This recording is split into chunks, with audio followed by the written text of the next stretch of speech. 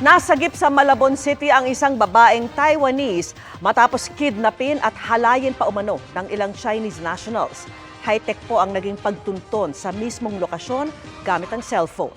At nakatutok si Sandra Aguinaldo. Sa inuupahang bahay na ito sa loob ng isang subdivision sa Barangay Potrero, Malabon City, sinasabing na-rescue ang isang babaeng Taiwanese kahapon matapos dukutin ng ilang kalalakihang Chinese national noong August 14.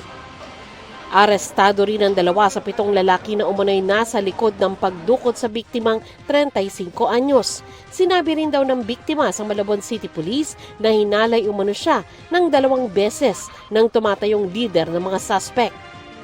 Ayon sa hepe ng Malabon Police, dumulog sa pulisya ang isang Taiwanese informant at natunto nila ang kinaroroonan ng biktima sa tulong ng GPS o Global Positioning System sa cellphone nito.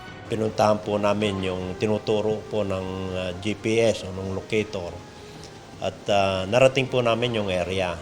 Pagdating po namin doon sa area, nakipag-coordinate po kami sa mga barangay officials at doon po sa president ng homeowners. Pinagbuksan naman po ng mga tao. Pagbukas po namin, pumasok po kami sa loob, kasama po namin yung mga barangay officials natin at saka yung homeowner president. At nakita po namin doon sa second floor yung babae po. Kwento raw ng biktima, makikipagtagpo lang siya dapat sa isang kaibigan sa Malate, Manila, pero ang mga suspect ang dinatnan niya. Pinilit din daw siyang magpadala ng pera sa account ng mga suspect ng ilang ulit.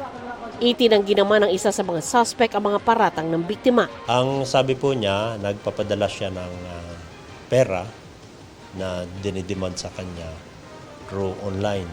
Meron pong 10,000, may 20,000 US dollars, may 1,000 US dollars. Series po yung pagpapadala niya ng online cash transactions. Ayon sa Malabon PNP, posibleng maharap sa kasong abduction ng mga suspect.